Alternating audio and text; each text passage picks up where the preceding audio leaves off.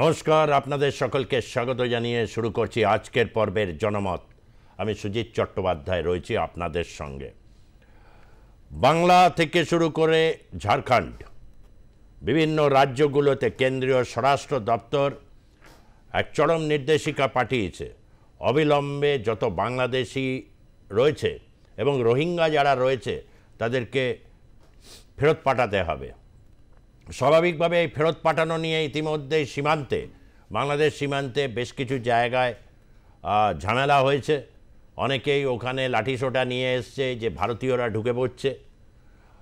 তারপর কখনো বিএসএফ আবার ফেরত নিতে চাইছে না, বিডি আর বিএসএফের মধ্যে দ্বন্দ্ব তৈরি হচ্ছে। এরকম একটা পরিস্থিতি তৈরি হয়েছে বিভিন্ন জায়গায়, সে উত্তরবঙ্গ থেকে শুরু করে দক্ষিণবঙ্গের বিভিন্ন জায়গায় এটা রয়েছে। যদিও এই যে পুশ ইন বা পুশ ব্যাক, এটা পুশ ইন কেউ কেউ টার্মে বলছে যে একদম ওখানে আবার ঢুকিয়ে দেওয়া যেখান থেকে এসেছে।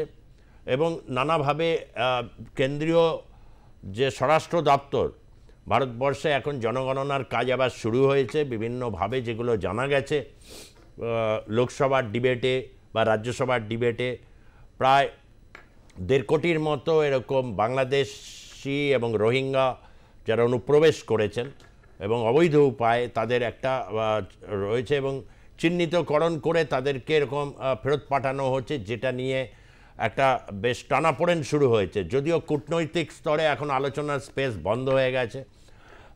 পাকিস্তানের সাথেও কোনো একেবারেই নেই, বাংলাদেশের সাথে তবুও একটা এখনও মর্যাদ সুতোর উপর ঝুলছে।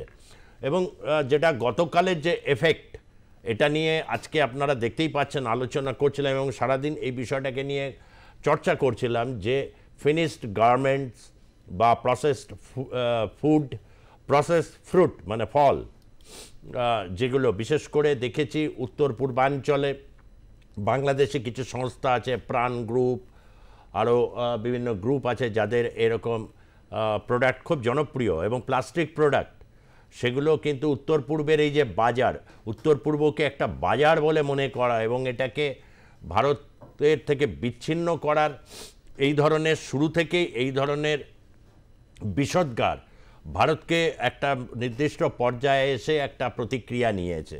প্রশ্ন হচ্ছে এটাই যে বাংলাদেশ তো থেকে ভারত প্রায় $150 বিলিয়ন মতো জিনিসপত্র ক্রয় করে, আর অথচ সেই 1 বছরের আগে থেকে ভারত বিদ্বেষ, ভারতীয় পণ্য বয়কট, এইসব নিয়ে বাংলাদেশের দেদার আলোচনা। সেই দোকানে দোকানে ঢুকে গিয়ে হামলাবাজি, নানা কিছু, প্রায় $900 বিলিয়ন মতো বাংলাদেশ আমদানি করে।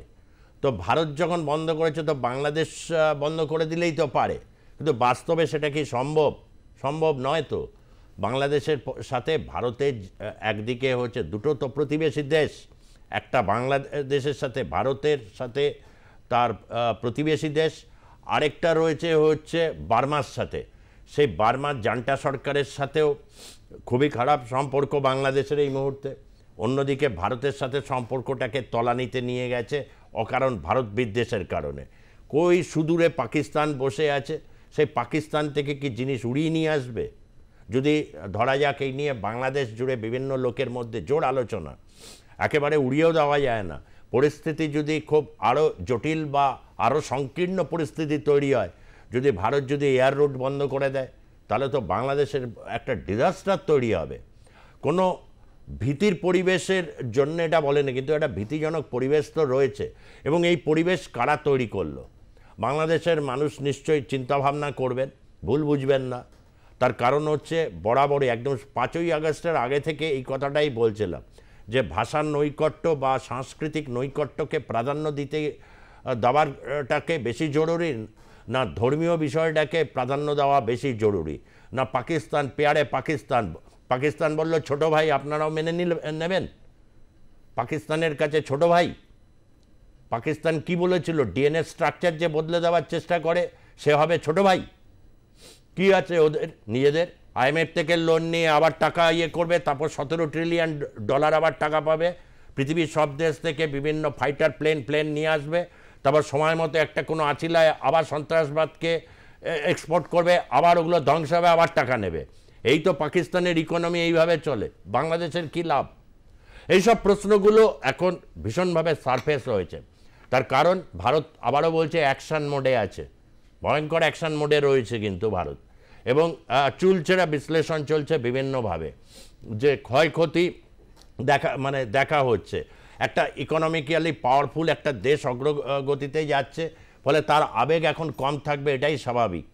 কিন্তু সেই জায়গায় সেই আবেগে যেখানে একটা পরিস্থিতি এরকম সংকটজনক, এই পরিস্থিতির মধ্যে যেখানে ইতিমধ্যে আগুন জ্বলে গেছে, সেখানে ঘি ঢেলে দিয়েছেন হচ্ছে কখনো ডক্টর ইউনূস, কখনো হচ্ছে বিভিন্ন উপদেষ্টা, যারা পৃথিবীর বিভিন্ন দেশের দ্বৈত নাগরিকত্ব নিয়ে সব বসে আছেন। বাংলাদেশের ব্যাপারে তারা কি সিদ্ধান্ত নিচ্ছেন, এ তো একমাত্র আল্লাহই জানে যে কী সিদ্ধান্ত তারা নিতে চাইছেন। বার্মার সাথে যে অবস্থা, করিডর, ভিডিও ফুটেজ দেখছিলাম, কি নাচ! বার্মিস নৃত্য যে এত ভালো হয়, এটা নিশ্চয়ই বাংলাদেশের লোকেরা বুঝতে পারছেন। একেবারে নাব নদী পেরিয়ে এসে বাংলাদেশের সীমানে এসে নৃত্য করছে, নৃত্য সঙ্গে হচ্ছে ব্যাঞ্জো, গিটার। আর ওইদিকে তো বাংলাদেশের লোক তো যেতেই পারে না সেন্ট মার্টিনে। শেখ হাসিনা বলেছিলেন সেন্ট মার্টিন দিতে পারিনি বলেই তো, দেব না বলেই তো আমাকে সরে যেতে হলো। প্রশ্ন এখন এটাই, বিগ কোয়েশ্চেন, যে বাংলাদেশের এই যে পরিস্থিতি, 5ই আগস্টে কি সার্বভৌমত্ব বাংলাদেশ হারিয়ে ফেললো? এই পরিস্থিতির সামনে গিয়ে দাঁড়িয়েছে এবং কি অ্যাকশন মোডে আগামী দিনে ভারত যাচ্ছে, এটা খুব গুরুত্বপূর্ণ একটা বিষয়। এবং এই বিষয়ে সাথে সাথে আপনাদের কাছে একটু বলে রাখি, এই বিষয়ে ঢুকবো, তবে একটা গুরুত্বপূর্ণ খবর আপনাদেরকে দিয়ে রাখবো। কিছু ইউটিউবার আছেন, অনেক ইউটিউবার কিন্তু চিহ্নিত হয়ে গেছেন। কিছু ইউটিউবারকে তো পুরোপুরি দুদেশ বা তারা নিষিদ্ধ করেছেন। কিন্তু সাম্প্রতিক সময়ে জ্যোতি মালহোত্রা করোনা পরবর্তী অধ্যায়ে বেসরকারি চাকরি ছেড়ে তিনি ট্রাভেল ব্লগার হয়েছিলেন এবং তার সাথে ভারতের তথ্য পাচারের অভিযোগে তিনি গ্রেপ্তার হয়েছেন। হানি ট্র্যাপের তিনি শিকার হয়েছেন পাকিস্তানি এক আইএসআই এজেন্টের, খুব পাওয়ারফুল এজেন্ট, দূতাবাসে চাকরি করতেন এবং তাকে দেখা গেছে বিভিন্ন সময় তিনি গেছেন এবং পশ্চিমবঙ্গেও তিনি এই জ্যোতি মালহোত্রা এসেছেন। ফলে তাকে নিয়ে এখন খুব জোরদার চর্চা হচ্ছে এবং বাংলা যোগ এই নিয়েও অনেক চর্চা হচ্ছে, এই সমস্তভাবে বিস্তারিত। তবে এই হানি ট্র্যাপ ব্যাপারটা একদম অন্য একটা বিষয়। এই বিষয়ে যাব। বাংলাদেশেরও বহু এরকম এজেন্ট, কথায় কথায় বাংলাদেশেরও অনেকে যেমনি বলে রয়ের এজেন্ট, শেখ হাসিনা কে ভারতের দালাল, স্বৈরাচার, হিন্দুদেরকে বলা হয় হাসিনাকে ভোট দেয় ভারতের দালাল। এই দালাল আর হচ্ছে এইগুলো তো খুব চেনা শব্দ। তো এখন বেশ কিছু ইউটিউবার এই কাজের সাথে রয়েছে, যারা হচ্ছে ইমেজ মেকআপ করেন, অর্থাৎ ভালো ভালো বলতে হবে যে এরকম ব্যাপারটা নয়। এই যে আজকের সময় দাঁড়িয়ে ডিসইনফরমেশন যে ওয়ার্ডটা চলছে, সেখানে আরেকজনকে কে কতভাবে খাটো দেখাতে পারে, সেই জায়গার এই যে লড়াই, এই লড়াইয়ের মধ্যে অনেকে জড়িয়ে পড়ছেন। কিন্তু বাংলাদেশের এরকম প্রাজ্ঞ বুদ্ধিজীবী সম্পন্ন দেশ পৃথিবীর বিভিন্ন দেশে রয়েছেন। বিভিন্ন দেশ আবার তাদের ভিসা বন্ধ করে দিচ্ছে, ভিয়েতনাম থেকে শুরু করে অনেক দেশ। কেমন হচ্ছে, অনেকে যদি এরকম যেতে থাকেন এবং পঙ্গপালের মতো যেতে থাকেন, বিভিন্ন আছিলায় আর কি ঘুরতে যাওয়ার নাম করে ওখানেই থেকে যাচ্ছেন, এগুলোকে কিন্তু বিভিন্ন দেশ এখন অত্যন্ত কঠোর নজরে দেখছে। এই সমস্ত বিষয়গুলোকে সামনে নিয়ে আজকের আমরা এপিসোড যাব। রয়েছেন স্টুডিওতে দেবর্ষী ভট্টাচার্য, আপনাকে স্বাগত জানাচ্ছি। দেবর্ষী ভট্টাচার্য যিনি একজন রাজনৈতিক বিশ্লেষক হিসাবে রয়েছেন, আরও একজন রাজনৈতিক বিশ্লেষক উত্তরবঙ্গ থেকে রয়েছেন গৌতম দত্ত। গৌতম দত্তের কাছেও যাব এবং আমাদের সঙ্গে পরবর্তী ক্ষেত্রে সমজিৎ ঘোষ, তিনি যোগদান করবেন, বিজেপি মুখপাত্র। আমি একটু দেবর্ষী ভট্টাচার্যের কাছে জানতে চাইব যে দেবর্ষীবাবু, এই যে বাংলাদেশের এখন এই যে পরিস্থিতিটা তৈরি হয়েছে, পণ্য ক্ষেত্রে বাংলাদেশি ফিনিশড প্রোডাক্ট বন্ধ করে দেওয়া হয়েছে, বন্ধ মানে হচ্ছে মাত্র দুটো বন্দর থেকে যেতে পারবে। এক মুম্বাইয়ে জওহরলাল নেহেরু যে টার্মিনাল আছে এবং কলকাতায় যেটা শ্যামাপ্রসাদ মুখার্জি যে বন্দরটি রয়েছে এইখানে একমাত্র আসতে পারবে। কোনো স্থলবন্দর দিয়ে যা এই লরিতে করে মাল ইয়ে করে যে বিভিন্ন উত্তর পূর্ব ভারত বা বিভিন্ন জায়গায় যেত, এটা অত্যন্ত একটা কিন্তু পরিস্থিতি খুব জটিল করেছে। খুব নিশ্চিতভাবে বাংলাদেশ বলতে পারছে না এখনো পর্যন্ত যে এটাতে তাদের কোনো ক্ষতি হবে না, এটা সামলে নিতে পারবে। অনেক ক্ষেত্রেই তারা এই ধরনের বলেছে। এই পরিস্থিতির মধ্যে গিয়ে এসে দাঁড়িয়েছে বাংলাদেশে কি এখন যে পরিস্থিতি, অনেকেই যেটা বলছেন সেনাবাহিনী একরকম আচরণ করছে, নির্বাচিত সরকার নেই, তারপর হচ্ছে বিভিন্ন জায়গায় স্টেক হোল্ডাররা এসে গেছে। কেউ বলছে চট্টগ্রাম আমার, কেউ বলছে এই জায়গাটা আমার, কেউ বলছে হিউম্যান করিডর এখান দিয়ে তৈরি হবে, আবার স্বয়ং ডক্টর ইউনূস বলছে লালমনিরহাট চীন তোমার। এইটা হচ্ছে ডক্টর ইউনূসের সমাধান সূত্র আর কি। তো এই অবস্থায় বাংলাদেশের ভবিষ্যৎটা কি? হ্যাঁ, শুভ সন্ধ্যা সুজিতা। দেখুন, ইন্ডিয়া বাংলাদেশের মধ্যে যে আমি ট্রেড প্রসঙ্গে প্রথমে আসি, যদি ইন্ডিয়া বাংলাদেশের মধ্যে যে ট্রেড হয় তার মধ্যে যে আমদানিটা অনেক কম, বোধহয় 1.150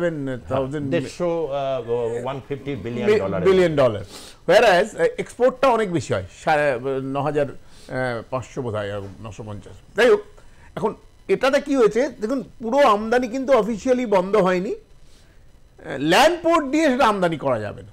অর্থাৎ এতদিন ধরে তো আমাদের এই লালমনিরহাট ধরুন, লালমনিরহাট দিয়ে যে উত্তরবঙ্গে যে চ্যাংরাবাধা বর্ডার বলুন, আমাদের এখানে বনগা বলুন, গেদে বলুন, এই বর্ডারগুলো দিয়ে যে ল্যান্ড পোর্ট দিয়ে লরি ট্রাকে যাতায়াত হতো, যাতে অনেক কস্ট কম হতো, অনেক কস্ট সেভিং ব্যাপারটা ছিল। এইটা বন্ধ হয়ে গেছে। বাংলাদেশের যে একই তো বাংলাদেশের গার্মেন্ট ইন্ডাস্ট্রিটা একটা বড়, ওদের একটা জায়গা, ওদের সব কিছু ফরেন এক্সচেঞ্জ আর্ন করারও একটা বড় জায়গা গার্মেন্ট ইন্ডাস্ট্রি, সেটা ভীষণভাবে মার খাবে। কারণ এখন যদি বম্বে পোর্ট থেকে বা ওই জলবন্দর দিয়ে যদি আনতে যায়, তার যে কস্ট এফেক্টিভনেসটা হবে, সেখানে ইন্ডিয়া কেন সেগুলো নেবে? নিজেদের প্রোডাক্ট আছে, অন্য দেশ থেকে প্রয়োজনে আমদানি করতে পারে, যেখানে অনেক কম পয়সায় হতে পারে। ফলে আখেরে কি হবে, বাংলাদেশ যতটুকু, ভারতবর্ষ তো অনেক বড় মার্কেট, এটা তো ভুল নেই, প্রায় 150 কোটি লোকের মার্কেট, এত বড় একটা মার্কেটকে হারালো।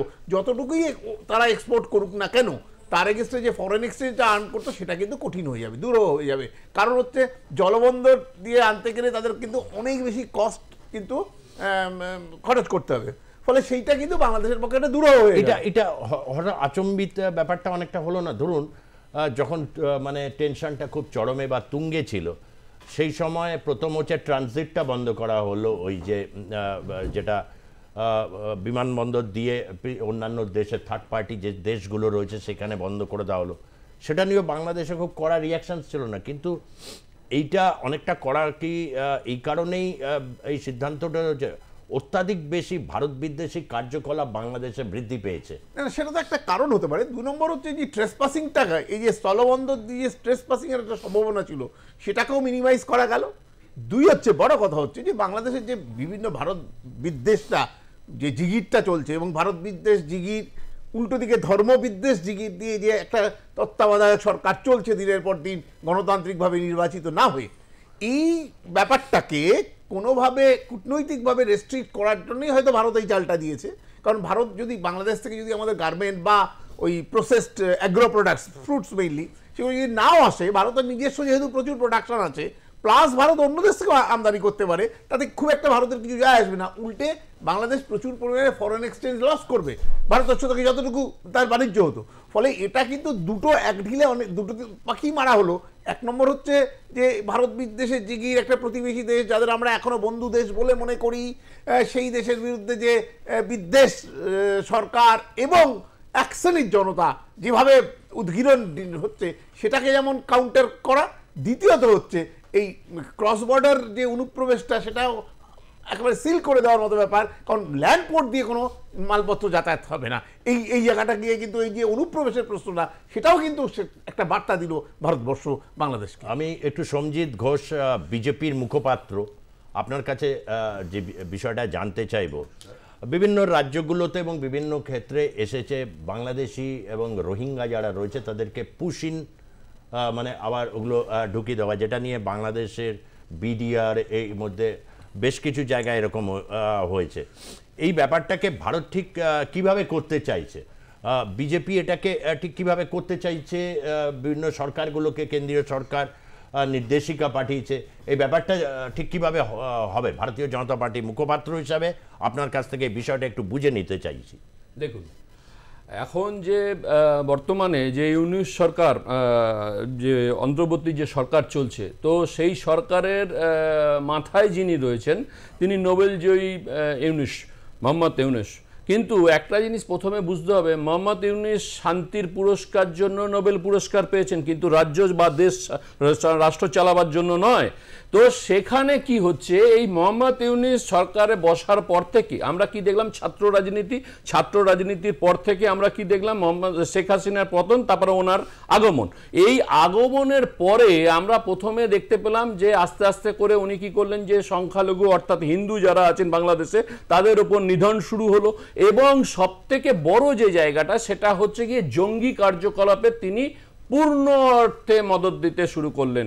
আর একটা জিনিস যেটা শুনতে হবে, যেটা দেখুন, পাকিস্তানকে যেভাবে ভারতবর্ষ সিঁদুর গিয়ে যেখানে ধ্বংস করার পর পাকিস্তানের থরহরিকম্প, আর এই যে ওই থেকে পাকিস্তানের থেকে শিক্ষা না নিয়ে বাংলায় একটা মানে প্রবাদ আছে যে পরের কথা শুনলে কি হবে, যে আগে নিজের ঘর তো সামলাক, সেটাই নয়, সেটা না করে কি করছে, পাকিস্তান যেটা বলছে সেটাকে শুনছে।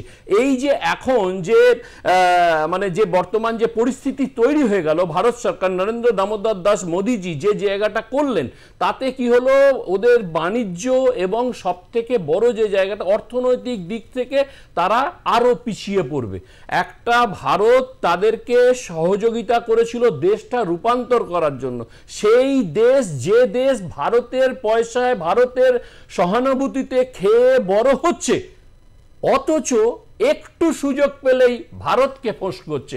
তো এখন মানে এইটা মানে যদি আমরা স্ট্যাটিস্টিক্স দেখি, সংখ্যা তত্ত্বতে ভারত কিন্তু মাত্র $150 বিলিয়ন আমদানি করে, না করলে চলবে বাংলাদেশ, হ্যাঁ, কিন্তু ভারতের থেকে প্রায় $900 বিলিয়ন কিন্তু বাংলাদেশ।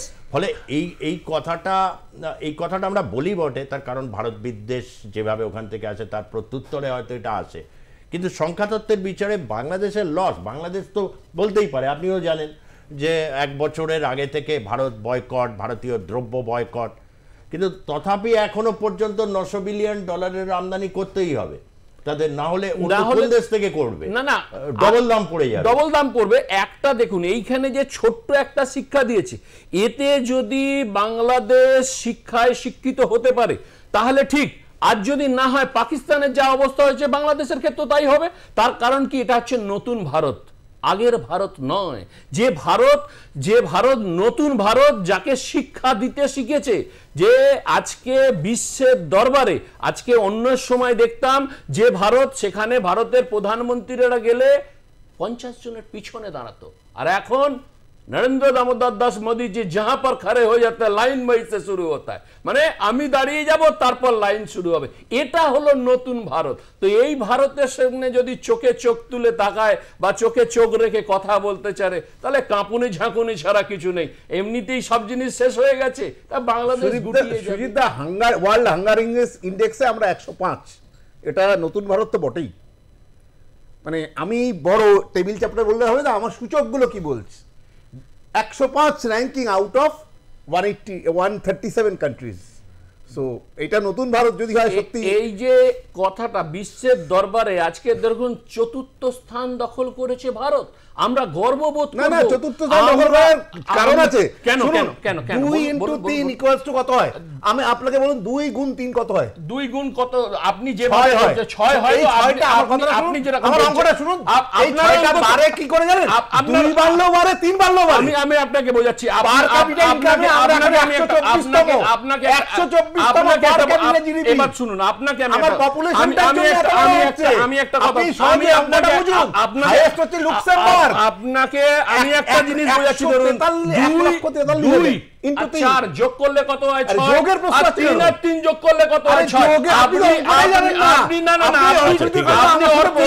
আপনি ব্যাপারটাই জানেন না, এটা যোগ নয়, এটা গুণ। আপনি গুণ করুন আর যাই করুন, আপনি তো 6 নিয়ে এসেছেন। বলছেন না। আমি 6 এর জায়গা আরে থেকে 2 into 3, আপনি 6 আপনি 2 Per into capita 3 আপনি GDP into population। শুনুন আপনারা Per capita আপনারা GDP into কথাটা population। আপনি যে Per কথাটা capita শুনুন GDP ক্যাপিটাল আচ্ছা, আচ্ছা, আচ্ছা, ঠিক আছে, ঠিক আছে। মানতে হবে যে ভারতবর্ষ Population যে এর জায়গায় এগিয়েছে নতুন দেশ হ্যাঁ, দেখতে population অসুবিধা আরো বড় কোথায়? হবে, হ্যাঁ, আরে 250 কোটি আরো বড় হবে, আরে এক লাখ আড়াই- হবে। তাহলে 250 কোটি হলে এক আপনি লক্ষ যে হবে। জায়গায় ন্যারেটিভটাকে নিয়ে যাচ্ছেন সেটা হচ্ছে ভারতবর্ষকে ছোট করার না, চেষ্টা ছোট করছেন। নয়। না না That is the আরে আপনি reality। গর্ববোধ Reality করুন। না, গর্ববোধ আরে কি কেন হবে? করবেন না 100% কেন আমার করবেন না দেখেন, এই আমার জায়গাটায় দেশের আসতে প্রতিভা হবে ওকে, আপনি আমি যে একটু জায়গায়- একটু আসবো আওয়াজ নয় শুধু ভোট সংখ্যা কম আরে ভোট থাকলে সংখ্যার জন্য নয়। না না আপনি ঠিক আছে বলুন। এইটা একটু আমরা একটু আন্তর্জাতিক না, হচ্ছে ভুল তথ্য নয়। অঙ্কটাই ভুল। আপনি যে জায়গাটা বলছেন সেটা ভুল না। বর্তমান বর্তমান এবার বলুন।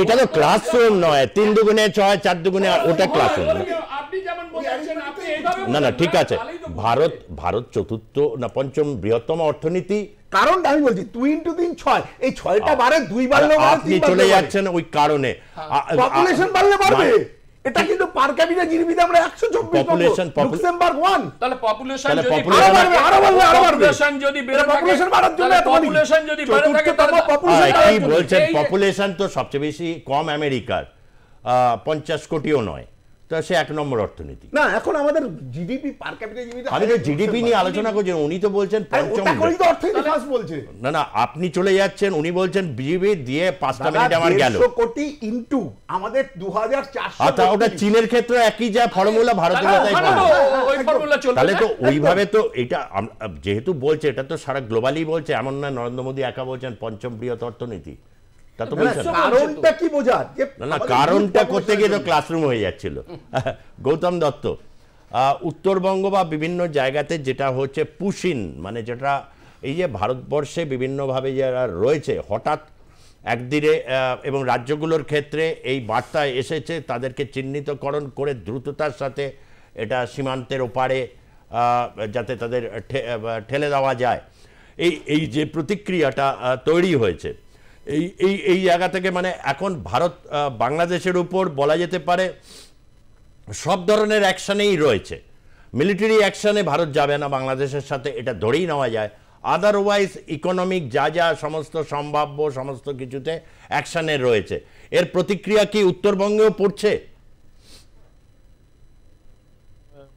প্রথম কথাটা বলবো যে মিশ্র প্রতিক্রিয়া তার কারণটা হচ্ছে আমাদের ভাবতে হবে যে বিশেষত আমি যদি তুফানগঞ্জ থেকে শুরু করে মুর্শিদাবাদের বিশেষত সহদেবপুর পর্যন্ত এই বিস্তীর্ণ এলাকা দেখি গড়ালবাড়ি তুফানগঞ্জ তারপর মাসানতলা এই বিস্তীর্ণ এলাকাতে যদি দেখি তাহলে প্রচুর পরিমাণে অনুপ্রবেশ হয়েছে এবং এখানকার যে ডেনসিটি পপুলেশন অফ ডেনসিটি যেটা বেড়ে গেছে তাতেও কিন্তু অর্থনীতি অনেকভাবে ক্ষতিগ্রস্ত আজকে এখানকার মানুষ চাকরি পাচ্ছে না এখানকার ব্যবসা বাণিজ্যে প্রভাব পড়ছে ফলত এটা ওই অনুপ্রবেশটা কিন্তু এই এলাকা বিশেষত উত্তরবঙ্গের একটা বড় সমস্যা আমরা যারা অনুপ্রবেশ নিয়ে কম ভাবছি একটা পরিসংখ্যান বলছে যে গত বছর প্রায় প্রত্যেক বছর অনুযায়ী যদি অবৈধ মানুষের পরিসংখ্যান দেখি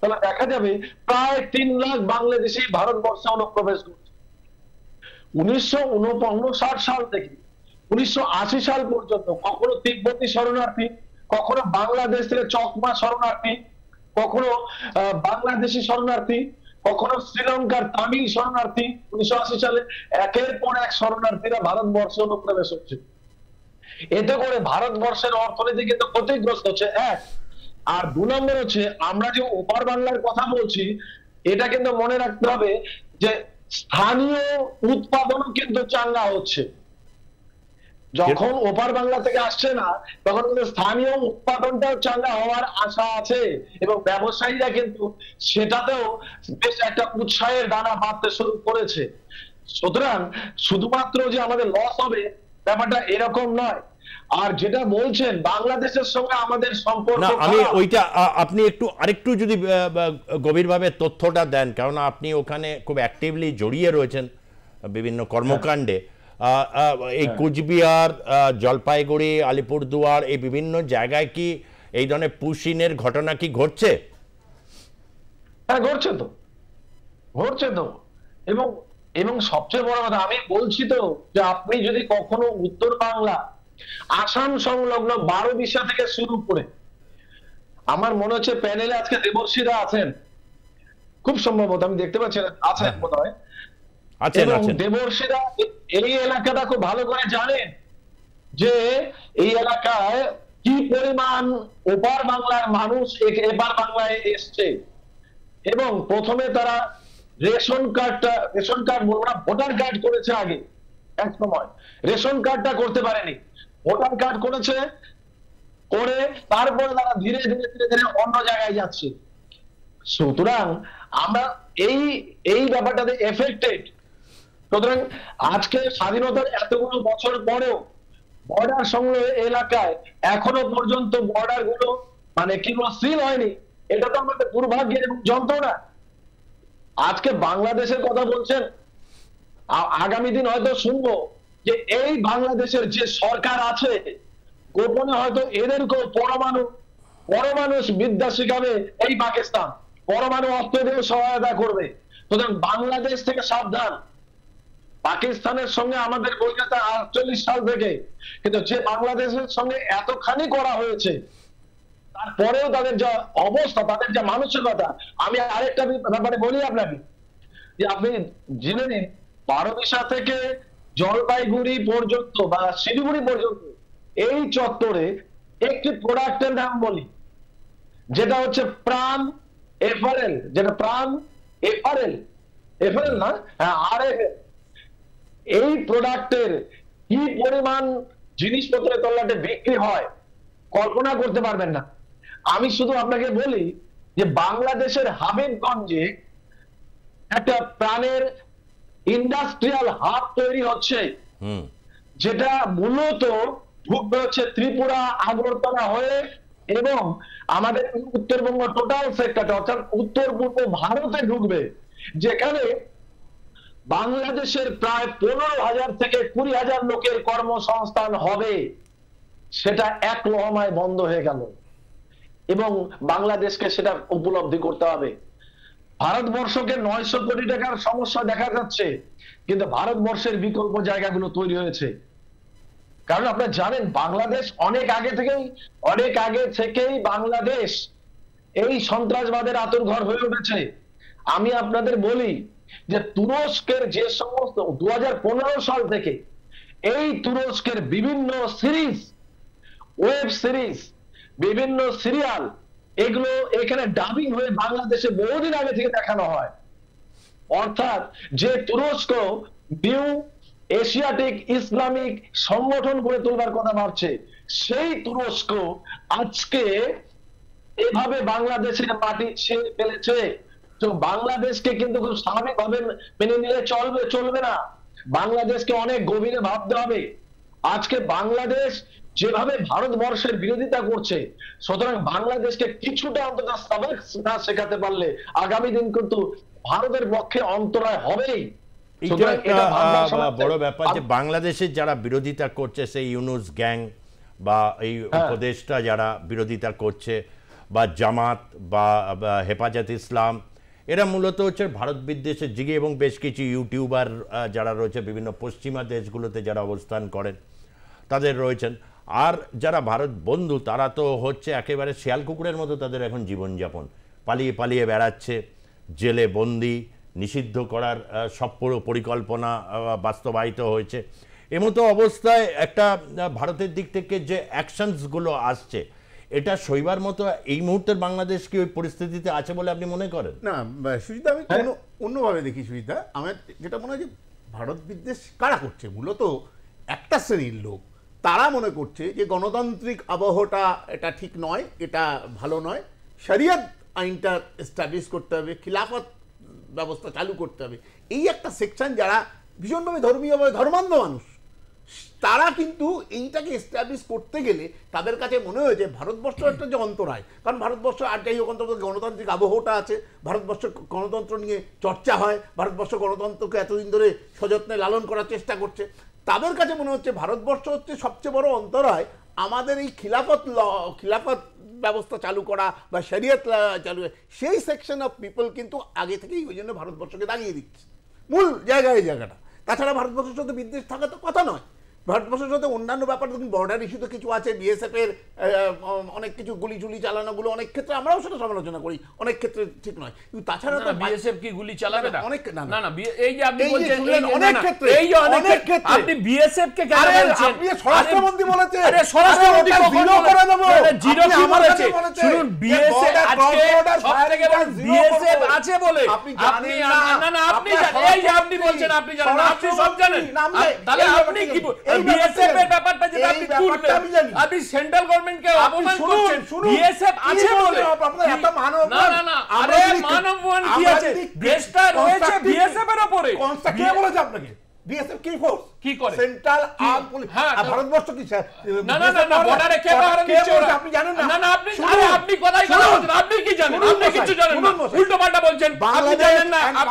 আপনি শুনুন, আপনি শিখে নিন আমার কাছ থেকে, শিখে নিন, আপনি আমার কাছ থেকে শিখে নিন, আপনি আমার কাছ থেকে শিখে নিন। বর্ডার সিকিউরিটি ফোর্স আছে বলে আপনি আমি এত জোরে কথা বলতে পারছি, আর যদি বিএসএফ না থাকতো তাহলে দেখতেন আজকে পাড়া দেয়। বলুন কোন বর্ডার? আপনার জরুরি আমার সাথে কটা দেশের বর্ডার? কটা দেশের বর্ডার?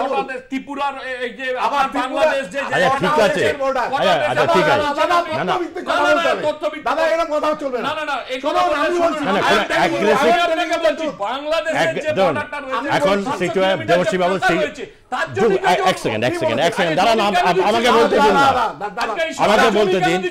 আজকে যদি বর্ডার সিকিউরিটি ঠিক আছে, আচ্ছা আমি জমি তুলে দিতে তাহলে তো এই জায়গাটা দাদা হতো না। আমাকে বলতে দিন। উনি বলছেন, শুনুন, আমি সেন্ট্রাল গভর্নমেন্টের রিপোর্ট থেকে বলছি যে 2023-24 বছরের স্বরাষ্ট্র মন্ত্রকের রিপোর্ট, এই যে বর্ডারের 4097 kilometre border between India and Bangladesh, তার মধ্যে 3197 কিলোমিটার ফেন্সড আর নন ফেন্সড অবস্থায় পড়ে রয়েছে 900 কিলোমিটার। তার 4টে রিজন সেন্ট্রাল গভর্নমেন্ট তার রিপোর্টে লিখছে। একটা, রিভারাইন বর্ডার আছে বলে যে নদী, এগুলো তো চর্চিত বিষয়।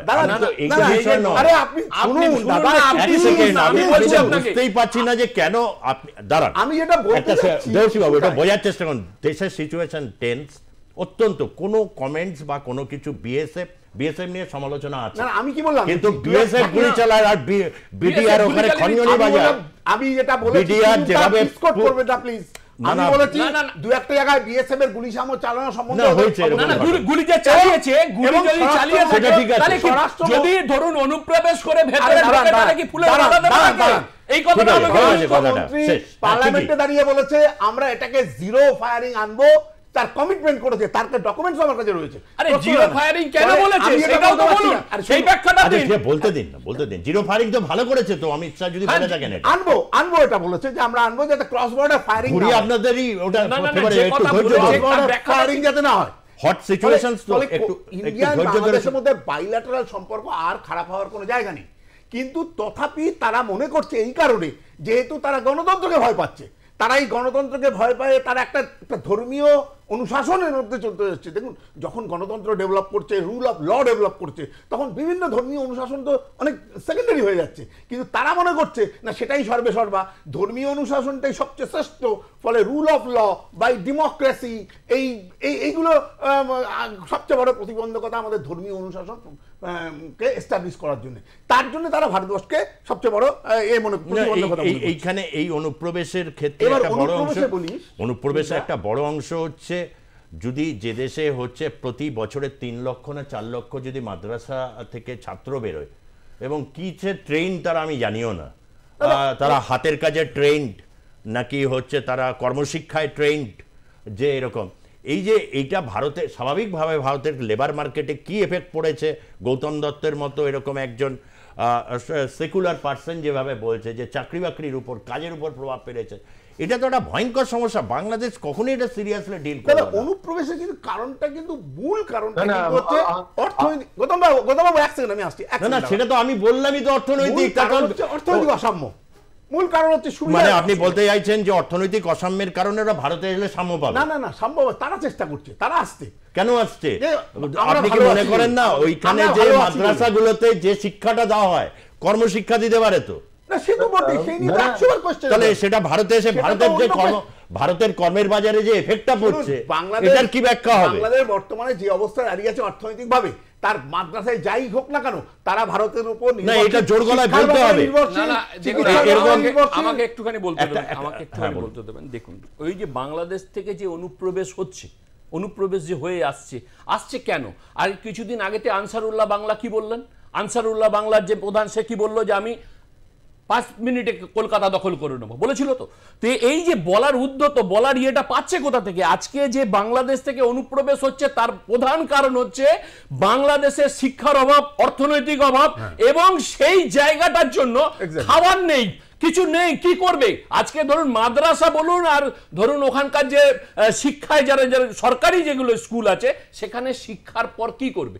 কর্মসংস্থান দরকার, কর্মসংস্থান নেই। এবং এই যে মানে ওখানকার যে অন্তর্বর্তী সরকার যে মাথায় মোহাম্মদ ইউনূস যে বসে আছেন, তিনি উদাসীন, তিনি কোনো রকম ভাবে কিছু না। এবং এই আজকে জঙ্গিদেরকে এবং এই আনসারুল্লাহ বাংলায় একের পর এক জঙ্গিদেরকে তাকে মদত দিচ্ছে এবং প্রশ্রয় দেওয়ার ফলে কি হচ্ছে, বাংলাদেশের ডেমোক্রেসি এবং অর্থনৈতিক দুটো ভেঙে তছনছ।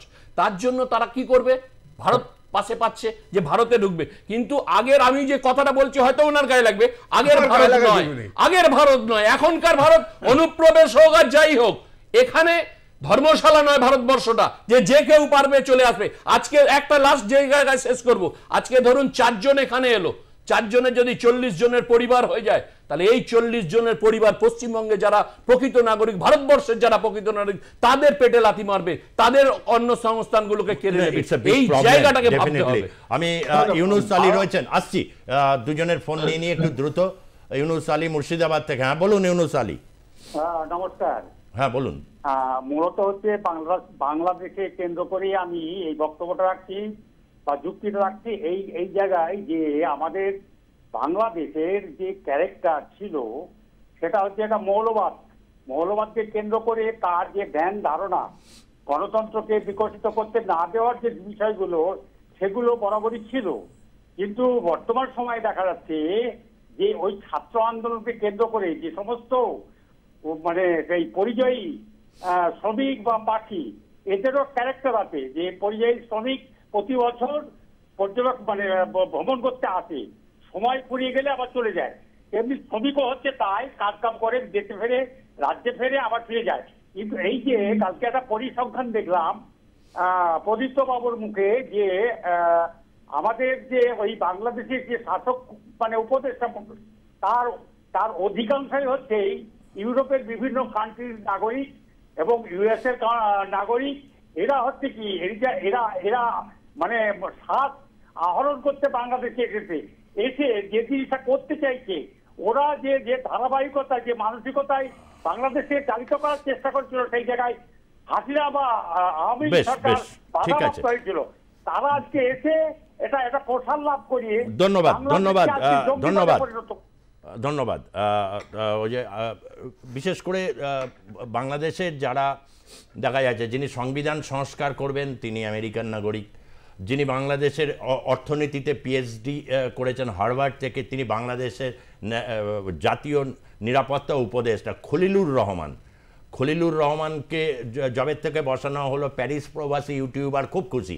তার আগে ইউনুসের বাব্যাবান্ত করতেন উনি, একেবারে সকাল থেকে মানে 5 ওয়াক্ত উনি বাব্যাবান্ত করতেন ডক্টর ইউনুসের। যেই মুহূর্তে উনি ওখানে পেলেন, মানে অনেকটা ইউনুসের মতো, উনি অর্থনীতি ব্যাংকিং জগতের লোক, উনি পেয়েছেন শান্তিতে, আর উনি অর্থনীতিতে ডক্টরেট, উনি হচ্ছেন জাতীয় নিরাপত্তা উপদেষ্টা। বাংলাদেশে দারুণ কিছু হচ্ছে, গজব কি দেশ হয়, অসাধারণ। তবে আমরা যে ব্যাপারটায় ফোকাস করেছি এটা একটা খুব গুরুত্বপূর্ণ, এটা রাজ্যগুলোকে দায়িত্ব দিয়েছে এবং এইগুলো ক্ষেত্রে আগামী দিনে আবার একটা প্রতিযোগিতামূলক পরিস্থিতি তৈরি হয় কিনা এটাও একটা খুব চিন্তার বিষয়।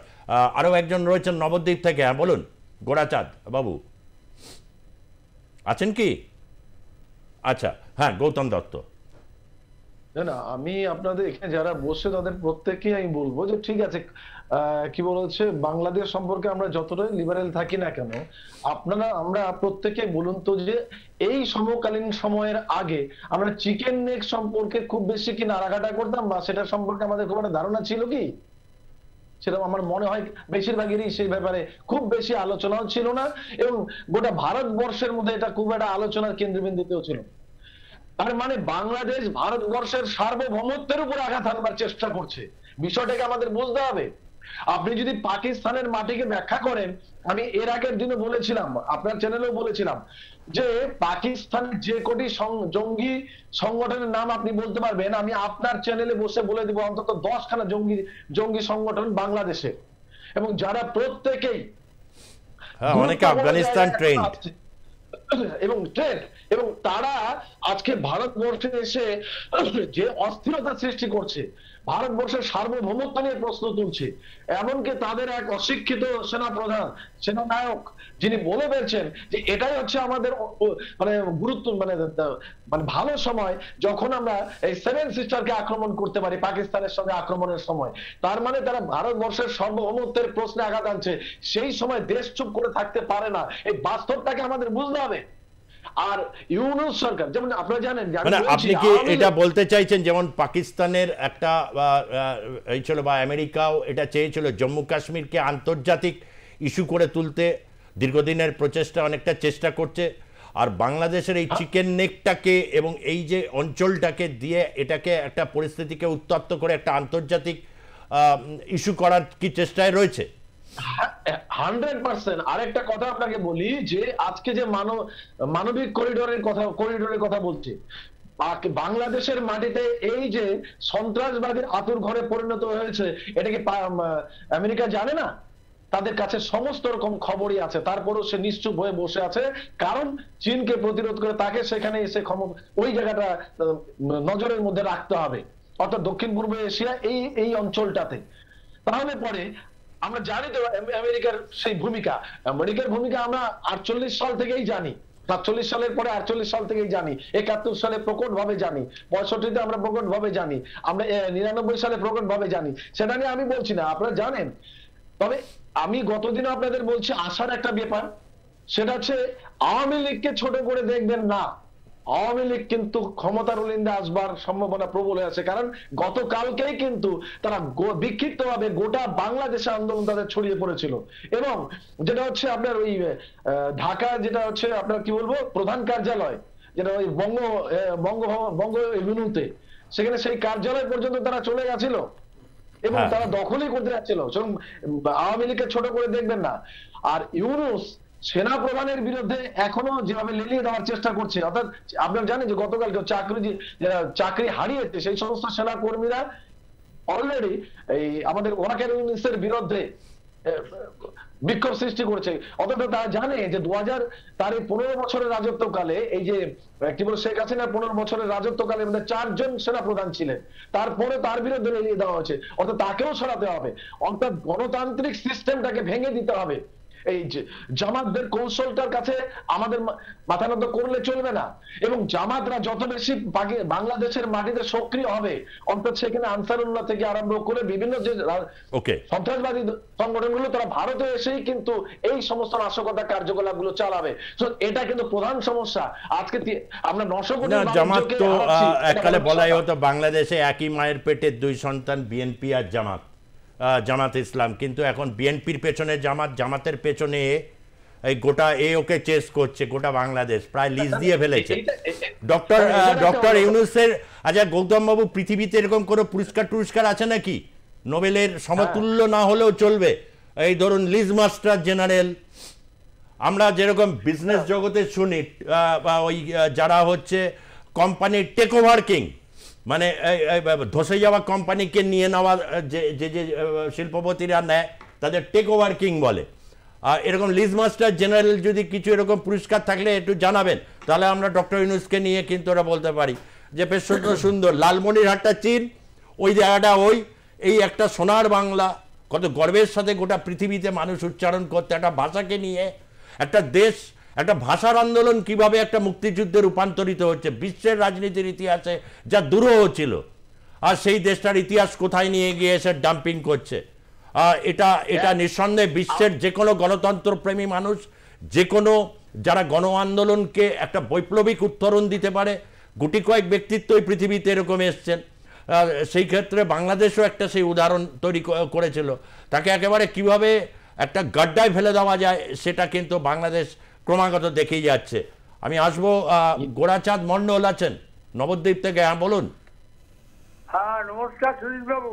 হ্যাঁ বলুন। সবাইকে আমার আন্তরিক শুভেচ্ছা এবং নমস্কার রইল।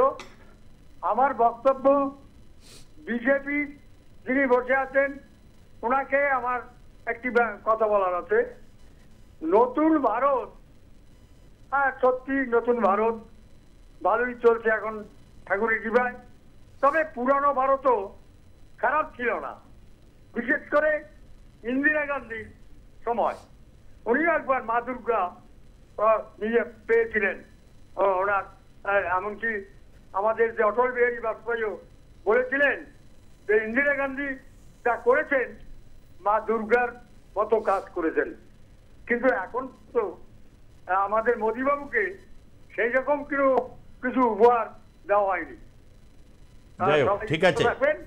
আপনি আপনি আপনি নিঃসন্দেহে ইন্দিরা গান্ধীর কৃতিত্ব একটা ইতিহাসভাবে স্বীকৃত, সে ব্যাপারে প্রত্যেকের মতামত বহু মানুষ আছেন বিশ্বাস করেন 71 সালে বাংলাদেশ। আমরা কখনোই দেখুন, ভারত একই আছে। আমরা নতুন ভারত কেন বলছি? আগে যে জায়গাটা ছিল 71 সালের পর 25 সাল, তো এই যে বছরগুলোর মাঝখানে আজকে দেখুন প্রত্যেকের হাতে হাতে মোবাইল, আজকে দেখুন কত আপডেট। এর জন্য এটা কি নতুন ভারত বলা যায় না?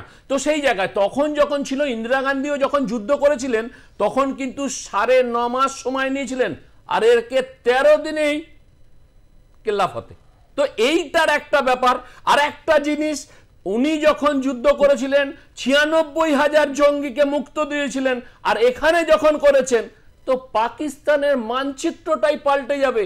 আর এই যে একটা কথা হচ্ছে এই চিকেন নেক্স নিয়ে, এই ডক্টর মোহাম্মদ ইউনূসের আলটাপকা মন্তব্যের জন্য এখন বাংলাদেশের কি অবস্থা?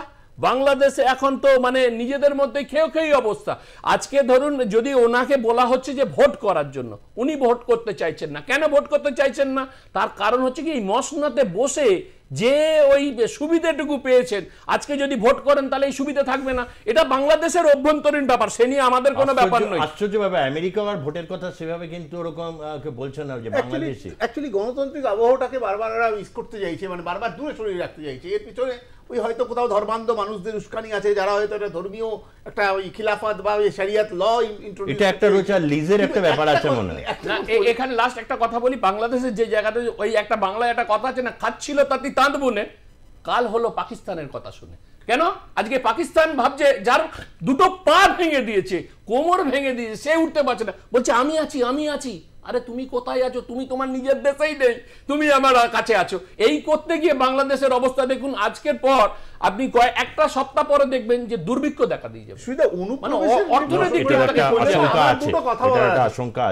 অনুপ্রবেশের ব্যাপারটা পুশব্যাক ব্যাপারটা, মানে অফিসিয়াল পুশব্যাকটা তখনই সম্ভব হয় যখন আমি ওই যারা অনুপ্রবেশকারী তাদের কাছে কিছু অফিসিয়াল ডকুমেন্ট পেলাম, মানে যদি আমাদের বর্ডার ফোর্স যদি গ্যাদার করতে পারে যে তারা ওই দেশের নাগরিক, তাহলে কিন্তু অফিসিয়াল পুশব্যাকটা সম্ভব।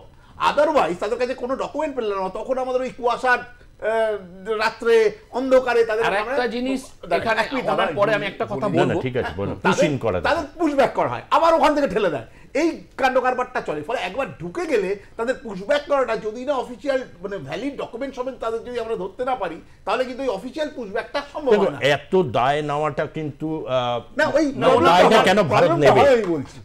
মানে ওনার কথা আমি একটা ছোট্ট উদাহরণ দিয়ে দিচ্ছি, এক সেকেন্ড একটা কথা, সময় শেষ একদম। আমি একদম এক কথায় দেখুন, ভারতবর্ষ যবে থেকে স্বাধীন হয়েছে এবং পশ্চিমবঙ্গের রাজনীতিতে দেখবেন কখনো আগে কংগ্রেস, যুক্তফ্রন্ট, সিপিএম, তারপর তৃণমূল, কখনো ভারতীয় জনতা পার্টি আসেনি। শ্যামাপ্রসাদ মুখার্জির লড়াই করা বাংলায় যেদিন আসবে, এসব অনুপ্রবেশ কিছু আসবে না, দুদিনে ছুটি হয়ে যাবে।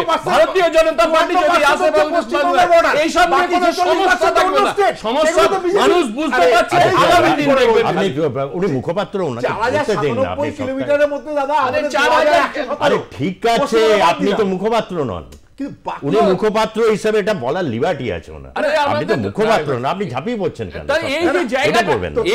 আমি আপনাকে প্রশ্নটা করতে পারি, উনি যেটা ব্যাপারটা হচ্ছে বিশ্লেষক যারা বিশ্লেষণ দেবেন, আমার কথা হচ্ছে যে যেখানে ডবল ইঞ্জিন আছে, ধরুন পাঞ্জাব, রাজস্থানে কত পাকিস্তানি ঢুকেছে মনে আছে তো? না না, পাকিস্তানে ঢুকেছে, কিন্তু ওইটা এই যে বলতে দেখুন গেলে একটা কথা বলুন, অসুবিধা হয়ে এই যে যাচ্ছে। জায়গাটা রয়েছে, এই তো, এই যে জায়গাটা, এই তো, শুনুন একটা জিনিস সব এই তো সময় জানবেন, অসুবিধা। না না, এই যে অসুবিধার কিছু ব্যাপার নেই, শুনুন যেমন আচ্ছা, আপনি এটা জানতেন ট্রিটমেন্টও চলছে। এই বাংলাদেশের এই ঘটনা বা এই পাকিস্তানের এই ঘটনা হলো, তো আমি তো জানতামই না, আপনিও জানতেন না, যে এখানে খেলা দেখার নাম করে 5 লক্ষ মহিলা এসে এখানে ছিলেন, বিবাহ শাদী করে তাদের সন্তানাদি এবং নাতিপুতি সহ যেটা হয়েছে সে সংখ্যাটা, না, না, আমি তো এতদিন জানতাম শুধু বাংলাদেশ আর রোহিঙ্গারাই এই দেশে ঢোকে, সেই- আর বাকিরা কেউ ঢোকে না। আর আপনি ধর্মশালা বললেন, তো গোটা ধর্মশালা আপনি যান, একটাই জায়গা আছে ভারতের ধর্মশালার নামে, গিয়ে দেখুন ওটা কাদের পুরো ইয়েতে চলে। ওই জায়গাটা, ওই সুতরাং জন্য এটা বাংলাদেশ বা রোহিঙ্গাদের একমাত্র ইয়েটা মানে বিষয়টা নয়। তবে আপনি ঠিক কথাই এটা যেটা বললেন, পশ্চিমবঙ্গের অর্থনীতির উপর এটা একটা ভয়ঙ্কর চাপ তৈরি করে, জনসমষ্টি বিন্যাস ঘটিয়ে দেয়, যেটা আজকের পৃথিবীর রাজনীতিতে সবচেয়ে বেশি আলোচিত বিষয় হয়ে দাঁড়াচ্ছে, যেটা হচ্ছে জনসংখ্যার ভারসাম্য পরিবর্তন ঘটানো, যেটা এক বৃহত্তর আফ্রিকার দেশগুলোর কি এক ধরনের পরিস্থিতির শিকার হয়েছে। আর বিভিন্ন দেশগুলো জঙ্গি সন্ত্রাসবাদের শিকার বিভিন্ন দেশ হয়েছে। আর জনসংখ্যার ভারসাম্য চেঞ্জ যদি হয়, সেটা যে কি পরিণতি, আমরা এই ধরনের কোনো রক্তক্ষয়ী কোনো পরিস্থিতির একেবারেই মুখোমুখি হতে চাই না। তাই এই পরিস্থিতি কিভাবে, তার জন্যে সব পক্ষকেই অত্যন্ত দায়িত্বশীল একটা ভূমিকা নিতে হবে। আর না হলে যারা দায়িত্বশীল ভূমিকা নেবেন না, তাদের জনমতে কিন্তু চলবে হচ্ছে মৌখিক প্রহার। ধন্যবাদ দেবর্ষী ভট্টাচার্য আপনাকে, সঞ্জিত ঘোষ বিজেপি মুখপাত্র আপনাকে, গৌতম দত্ত রাজনৈতিক বিশ্লেষক আপনাকেও ধন্যবাদ। আপনাদেরকেও যারা দেখলেন আজকের পর্বের জনমত, দেখতে থাকুন আর+ নিউজ, সবার আগে সবার পাশে। ধন্যবাদ, নমস্কার।